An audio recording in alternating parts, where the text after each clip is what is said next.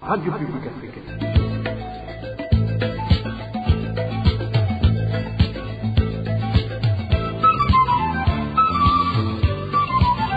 Radio Publique Africaine.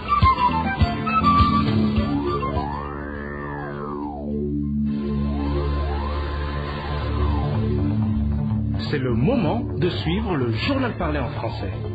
À la présentation, Eloge Divin, les méchants. Merci d'écouter la radio publique africaine. Bonsoir et bienvenue dans le journal de ce 13 avril 2026. Tout de suite, les principaux titres.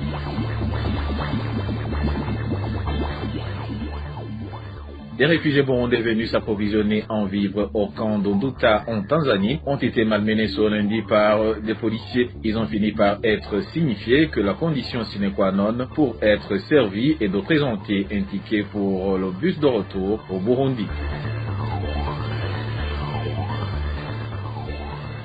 Et puis des clients des banques et institutions de microfinance se trouvant en mairie de Bujumbura se lamentent du temps excessivement long qu'ils doivent attendre avant d'être servis.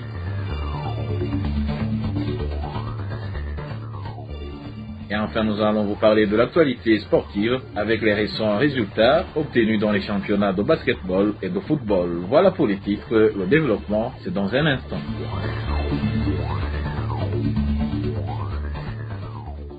Bonsoir, ouvrons ce journal par la page réfugiés. Des gaz lacrymogènes ont été lancés ce lundi par des policiers du camp d'Onduta, situé en Tanzanie, pour disperser des réfugiés burundais venus s'approvisionner en vivres. Selon les informations recueillies, plusieurs réfugiés n'ont pas été servis. Les responsables du camp leur ont signifié que toute personne ne présentant pas un ticket pour le bus de retour au Burundi ne sera pas approvisionnée. Les détails avec Hervé Niyuhire. Ce lundi, jour de distribution des vivres au camp d'Onduta, des tensions ont été signalées. Selon une source sur place, alors que plusieurs réfugiés faisaient la queue, des policiers tanzaniens sont intervenus en lançant des gaz lacrymogènes afin de disperser la foule. Oui, j'étais là parce que j'étais allé prendre des vivres. À notre arrivée, ils nous ont offert la queue. Après quelques instants, on nous dit que celui qui ne possédait pas d'un ticket de bus pour le retour ne sera pas servi. Et puis, on vit des poussières à venir en courant et ils ont commencé à lancer des gaz lacrymogènes. Nous avons pris la fuite et ils nous ont suivis et nous avons couru. Plusieurs personnes n'ont été servies. C'est les quelques réfugiés qui avaient ce ticket de bus ont eu ces vivres. Cette situation intervient dans un contexte marqué par des mesures visant à contraindre les réfugiés à un retour forcé vers le Burundi, ainsi que par l'annonce prochaine de la fermeture du camp. Ces réfugiés affirment ne pas savoir à qui s'adresser. Comme l'on dit que le camp sera bientôt fermé, nous sommes très inquiets. Nous ne savons pas comment ils vont procéder. L'on sait s'ils vont nous embarquer et nous jeter à la frontière. On n'est pas informé. Mais ce qui est visible, nous subissons beaucoup de malheurs. Vous savez très bien qu'actuellement dans Brousse, il n'y a plus de maisons. Nous sommes exposés aux pluies. Les autorités tanzaniennes ont fixé au 30 avril la date de fermeture du camp d'Onduta. Dimanche, plusieurs familles vivant dans ce camp ont été transférées vers le camp de Nyarugusu, situé également sur le territoire tanzanien. Et restons toujours au camp d'Onduta pour vous parler de cette dislocation de plus de 100 familles de réfugiés burundais survenues ce dimanche. Des parents ont été séparés avec leurs enfants ou encore maris et femmes suite à l'opération qui consiste à rapatrier de force ces réfugiés burundais. Dans l'entretemps, tout réfugié qui ne s'est pas fait inscrire pour le rapatriement n'a plus droit à l'assistance alimentaire au camp d'Onduta. Jean-Denis Nahadzoué nous en dit plus. Plus de 100 familles de réfugiés burundais du camp d'Onduta en Tanzanie ont été séparées et éparpillées ce dimanche au cours de l'opération qui visait la fermeture de ce camp. Ce dimanche, des enfants ont été séparés de leurs parents et des maris séparés de leurs épouses. Pendant la démolition de leur maison, des familles entières se sauvaient en débandade. Autre fait, au moment où certains des réfugiés sont actuellement au camp de Nyarugusu pour y attendre d'éventuelles assistances, la séparation des familles a été entraînée par le fait qu'une famille peut se retrouver avec 2 preuves d'identification du HCR. Une situation due sur le fait que des membres d'une famille se soient réfugiés différemment, mais pour se retrouver plus tard. Il y a environ 10 000 réfugiés qui sont restés au camp de Ndouta n'ont pas été assistés en vivre. Pour cause, ils ne se sont pas fait enregistrer pour le rapatriement. Ces derniers se sont présentés le matin de ce lundi au bureau du HCR dans ce camp, mais aucune attention ne leur a été réservée. Et page de justice à présent, la journaliste Sandra Moroza a été condamnée ce lundi à 6 mois de prison par la cour d'appel de Butanyerera. Il a été accusé d'aversion raciale et blanchi sur l'infraction d'atteinte à l'intégrité territoriale. Il avait été libéré provisoirement le 4 mars après presque 2 ans d'incarcération. Et en page droits de l'homme, les citoyens sont maltraités et dépouillés par des policiers qui travaillent sous la protection du chef de l'État alors qu'ils étaient censés protéger les biens de la population. Cela a été déclaré par Epitas Nshimirimana, le porte-parole du parti MSD, qui juge que le mal vient d'en haut et se répand partout. Écoutons-le.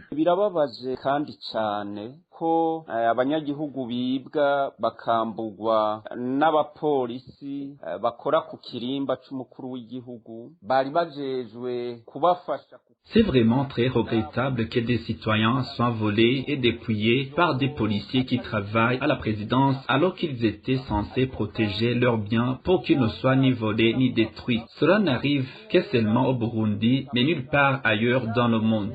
Cependant, cela n'est pas surprenant car on dit que le mal vient d'en haut et se répand partout. Quand on observe le régime actuel d'Ondaïchimiye, on voit qu'il a accédé au pouvoir par le vol, qu'il fonctionne dans le vol et donc rien de tout cela n'est vraiment étonnant. Depuis leur arrivée au pouvoir, leurs actions consistent à voler les biens des citoyens, à se partager les ressources nationales, à tuer et à violer toutes les lois qui protègent les Burundais. Ainsi, ces policiers de la présidence ne font que répondre ce que font tous ceux qui sont au pouvoir. Les généraux, les Wakenya, les Ndayambaje, les militaires, les premiers responsables et d'autres encore. Ce qu'ils font est aussi pratiqué par certains ministres et même par le chef de l'État lui-même. On comprend donc qu'il n'y a absolument rien de nouveau ou de surprenant dans tout cela. Kuva kuri ba prime n'abandi ivyo bakora nivyo bikorwa n'abashikiranganje bamwe mbere harimwo n'umukuru w'igihugu. Urumva rero ko atakintu na kimwe gitangaje umuntu yovuga ko ari gishasha. Et Epitas Nshimirimana de déclarer également qu'il n'y a rien à attendre des autorités burundaises car ce sont elles-mêmes qui pillent les citoyens. Il appelle plutôt la population à rechercher de véritables dirigeants capables de leur rendre justice. Écoutons encore une fois Epitas Nshimirimana, il est le porte-parole du MSD. Ntaco dusaba kuko twari gusaba leta ndayishimiye ko yubahiriza abanyagihugu, ko yubahiriza amategeko mu gushobora guhana abantu benabo. Nous ne demandons rien car il n'y a rien à demander au gouvernement d'Ondaïchimiye pour qu'il respecte les citoyens ou les lois en sanctionnant les personnes qui commettent des crimes contre les Burundais, en particulier ceux qui passent leur temps à dépouiller la population. Mais en réalité, nous n'avons rien à attendre de ce gouvernement car lui-même est fondé sur le vol. Depuis le sommet de l'État, leur pratique consiste à se partager les richesses publiques et les biens des citoyens. Vous n'ignorez pas que les dirigeants passent leur temps à s'approprier les terres et les maisons des citoyens et à se répartir les ressources nationales sans respecter la loi. Dans une telle situation, les citoyens ne devraient pas se contenter d'observer passivement. Au contraire, ils devraient envisager une autre voie pour rechercher un véritable pouvoir avec des véritables dirigeants capables de leur rendre justice, notamment en protégeant les biens des citoyens et en punissant les criminels eux-mêmes, surtout ceux qui commettent ces actes en abusant des fonctions qu'ils occupent. Na cyane izi zibikora zishimikije amabanga zifise mu bibanza ibi canke ibindi. Ces propos ont été tenus après que le 1er avril 2026, les policiers travaillant sous la protection du chef de l'État ont été arrêtés et accusés d'avoir volé un citoyen résidant dans la zone de Kamenge, précisément au quartier Milango. Nous sommes en mairie de Bujumbura. RPA. Poursuivons ce journal par la page gouvernance, le contrôle rigoureux de l'utilisation des fonds publics ainsi que le renforcement d'une gestion économique axée notamment sur la réduction des déficits du Burundi figure parmi les priorités présentées dans le document de programme budgétaire économique pluriannuel pour les 3 prochaines années. Ce document a été récemment soumis à l'Assemblée nationale à la fin de la semaine dernière. Présentant son contenu et les motivations de son élaboration devant les députés, le ministre burundais des Finances Alain Ndikumana a indiqué que, malgré les investissements importants déjà consentis par l'État, les résultats attendus n'ont pas été atteints, d'où la nécessité d'opérer des réformes. David Claude Mananayo nous fait le point. Devant l'Assemblée nationale, le ministre des Finances a présenté le contenu de ce document stratégique qui décrit la situation économique du pays pour la période en l'an de 2026 à 2029. Il a précisé que ce document tire son fondement de la loi organique relative à la gestion des finances publiques. Alain Ndikumana a d'abord exposé les différentes composantes de ce document en soulignant son importance. La première présente l'état actuel de l'économie en analysant la situation des différents secteurs et les progrès déjà réalisés. La deuxième met en lumière la performance globale de l'économie nationale. La troisième expose les actions en cours visant à stimuler la croissance et accroître la production. Enfin, la dernière partie est consacrée à la gestion des risques budgétaires. Il a affirmé que ce cadre contribuera de manière significative à la relance et au développement de l'économie nationale. Toutefois, bien qu'il se félicite d'un taux de croissance économique ayant atteint 4,7% au cours des 3 dernières années, le ministre a exprimé des préoccupations. Il a également critiqué la faible performance du secteur de l'agriculture et de l'élevage, pourtant pilier de l'économie burundaise et principal bénéficiaire des investissements publics. Par ailleurs, il a dénoncé la hausse persistante des prix sur le marché intérieur. Depuis 2021, l'inflation a atteint environ 29%, un niveau largement supérieur à l'objectif régional fixé à un maximum de 8%. Les projets du gouvernement prévus pour les 3 prochaines années récemment présentés au Parlement par le ministre burundais des Finances resteront sans effet tant que certaines autorités continueront à détourner les ressources publiques. C'est du moins l'estimation de l'organisation Parsem, engagée dans la sensibilisation des Burundais au changement de comportement et de mentalité pour atteindre un développement durable. Faustin Ndikumana, président de cette organisation, dans une analyse présentée ce lundi, a appelé le gouvernement burundais à prendre des mesures fermes contre les auteurs de détournement de fonds publics dans différents secteurs afin de garantir la mise en œuvre effective des projets de développement. Après la présentation du ministre des Finances du document du cadre budgétaire pluriannuel et orientant les dépenses du budget dans un cadre de programme pluriannuel, Parsem a voulu donner son analyse par rapport à la situation. Parsem rappelle au gouvernement que tant de documents ont été présentés, des orientations programmatiques, des programmes pluriannuels, des planifications annuelles, PN, des visions, mais rien n'a changé. Il faut que le gouvernement sache identifier les vrais problèmes et s'y attaquer sans s'enfuir, attaquer le taureau par les cornes et non pas continuer à entretenir une politique de l'Autriche sans vouloir relever les défis qui sont là et qui bloquent tout. Il y a la lutte contre la corruption. Une volonté politique pour lutter contre cette corruption, ces malversations économiques qui ont gangréné l'administration à un niveau inquiétant. Deuxièmement, rien ne peut être fait si le pays ne s'engage pas sur le chemin des réformes macroéconomiques de façon visible. Troisièmement, sans un environnement des affaires fiable pour intéresser les investisseurs étrangers ou autres, le pays n'avancera pas. Quatrièmement, si le gouvernement ne parvient pas à mobiliser des financements des partenaires dans un cadre de renforcement institutionnel pour que ces histoires de taux d'utilisation faible, taux d'absorption faible des appuis comme la Banque mondiale, pour baliser à cela, le pays n'avancera pas. Donc, il n'est plus besoin de perdre du temps à discourir et à faire des formalités ici et là. Le pays restera là où il est, il risquera même de reculer. Et certaines banques et institutions de microfinance sont pointées du doigt par leurs clients qui dénoncent le temps excessivement long qu'ils doivent attendre avant d'être servis. Ils font savoir que ces retards leur font perdre du temps et finissent par perturber leurs activités. Les détails avec Digne Karondo. Se rendre dans certaines banques ou institutions de microfinance de la ville de Bujumbura pour solliciter des services, comme l'indique notre source, exige souvent de disposer d'un temps suffisant sans autre engagement urgent. Dans plusieurs institutions de microfinance et banques, voire presque partout, on observe une forte affluence, ce qui entraîne de longs délais d'attente avant d'être servi. Par exemple, à la COPEC, un client peut arriver à 11 heures et n'être servi qu'à 14 heures en raison du grand nombre de personnes. La même situation s'observe également dans certaines banques comme Bankobo, CCM ou encore CRDB où les files d'attente sont souvent longues et le service lent. Parmi les principales causes de longues files d'attente et des retards au travail, des clients évoquent le manque de personnel chargé de l'accueil. Même lorsque des agents sont présents, il arrive qu'ils ne restent pas en poste en permanence, ce qui ralentit davantage le service, poursuit notre source.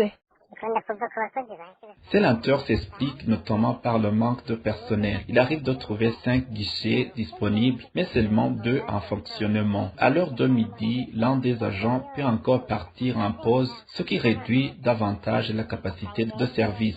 Un autre facteur de retard est lié à la composition des billets. Par exemple, lorsqu'un client retire 10 millions, il reçoit parfois uniquement de petites coupures de 500 ou 1000 francs. Souvent usées, cela prend beaucoup de temps à compter et à manipuler, ce qui ralentit le service et perturbe les activités des clients comme du personnel.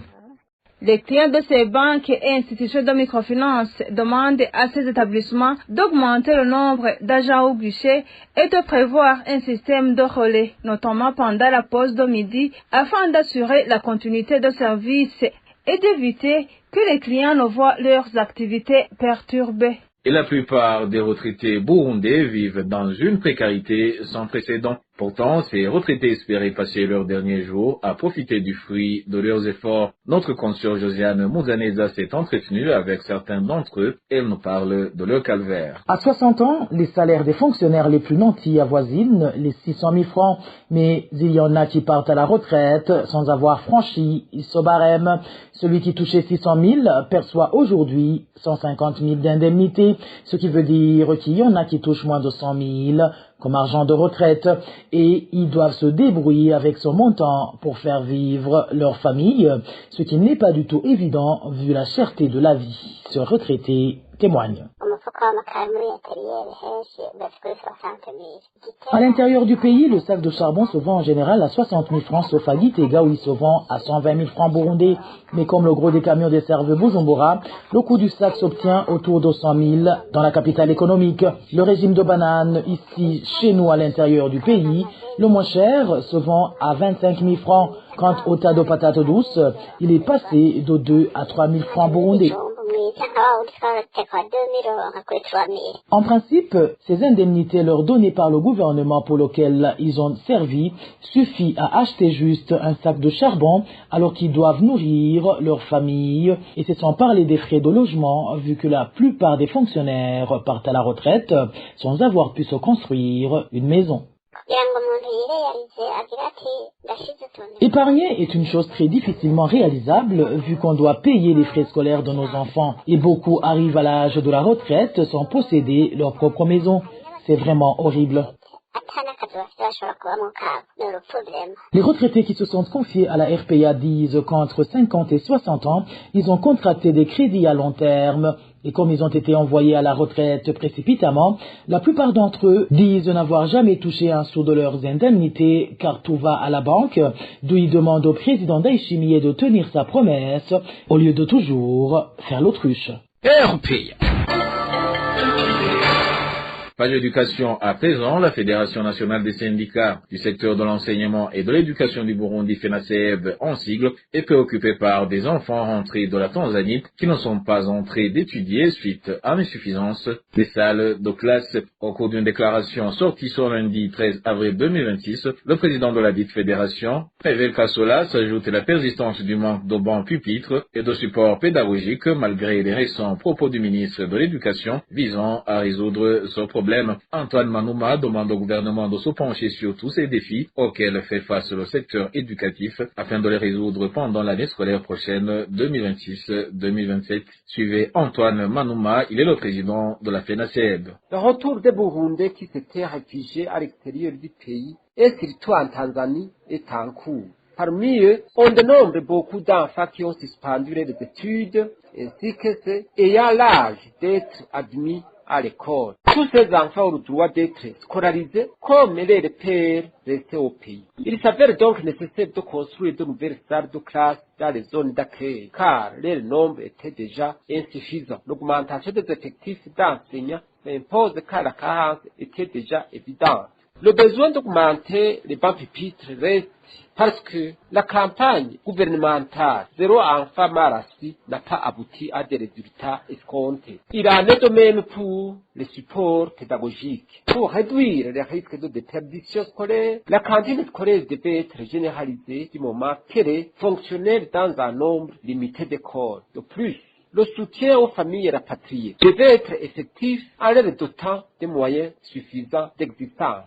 Il est fort probable que le gouvernement puisse être dépassé. Au sein de la Fédération nationale des syndicats du secteur de l'enseignement et de l'éducation du Burundi, FENASEB, nous considérons que le renforcement de la coopération avec les organismes internationaux comme le HCR, le PAM, l'UNICEF ainsi que d'autres engagés dans la promotion de l'éducation des jeunes est le seul moyen de faire face.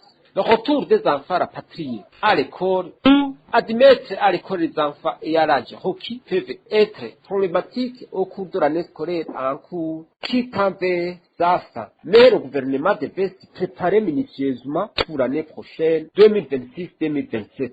Notre plaidoyer est aussi valable pour les enfants qui se sont réfugiés dans notre pays en provenance de la République démocratique du Congo, car les informations qui nous parviennent font état d'un grand nombre d'abandons scolaires parmi eux. La scolarisation de tous les enfants constitue l'espoir pour un meilleur avenir de notre pays, de notre continent africain et du monde entier. Et dernière nouvelle de ce journal, les équipes de Dynamo et Urunani dominent le championnat de basketball du Burundi et viennent d'enchaîner 8 matchs sans défaite. Et au football, au moment où il ne reste que 2 matchs pour clôturer le championnat national, Aigle Noir est déjà champion du Burundi, mais ce qui reste à savoir est la 3e équipe qui accompagnera BG Green et Garage Express en 2e division. Déjà Tunimana pour plus de détails. Tous ces matchs comptant pour la 28e journée ont eu lieu ce dimanche.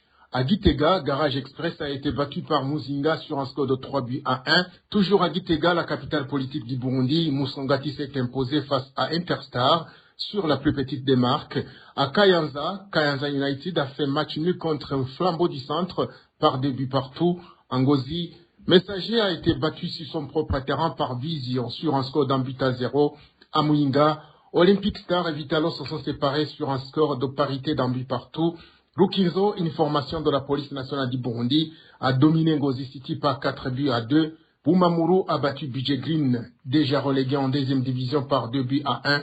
Et Aigle Noir, champion du Burundi et invaincu jusqu'à 2 journées de la fin du championnat, a battu Burundi Sport Dynamique par 1-0. Pour cette 28e journée, 28 buts ont été marqués en 8 matchs joués. Au moment où le champion est déjà connu, la bataille fait rage entre Interstar, Messager Ngozi, Kayanza United et Burundi Sport Dynamique pour déterminer le 3e club qui accompagnera BG Green et Garage Express en 2e division pour la prochaine édition. Au basketball, dans le championnat national, à la 8e journée, il y a eu 6 matchs.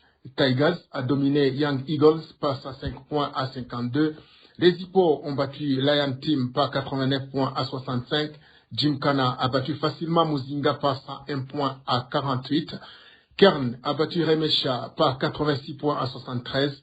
Dynamo a battu New Star par 79 points à 40 et Urunani a donné une leçon de basketball à Aigle Noir en s'imposant par 114 points à 75, le plus large score de cette 8e journée. Les équipes de Dynamo et Urunani sont jusqu'à présent invaincues dans un championnat où il se remarque une différence de niveau. Certaines équipes comme Muzinga, Lion Team, Aigle Noir et Young Eagles doivent se renforcer si elles veulent rester compétitives. Chez les dames, le championnat continue également. Ce dimanche, Dynamo a dominé Gladiators par 89 points à 39 et les Hippos ont facilement battu Young Sisters par 88 points à 30.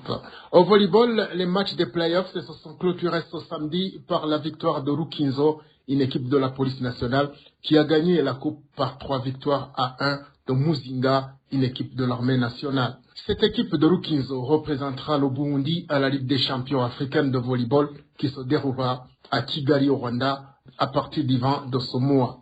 Chez les dames, la coupe est revenue à Muzinga qui s'est imposée par 3 victoires à 1 de l'équipe Les As. Et voilà, chers auditeurs de la radio publique africaine, c'est par ce reportage de Désiré Atungimana que le journal de ce 13 avril 2026 se termine. Merci pour votre écoute et je remercie également mes collègues de la rédaction et ceux de la technique pour leur parfaite collaboration. À la présentation de ce journal, vous étiez avec Éloge Divin Les Méchas. Je vous souhaite une excellente soirée.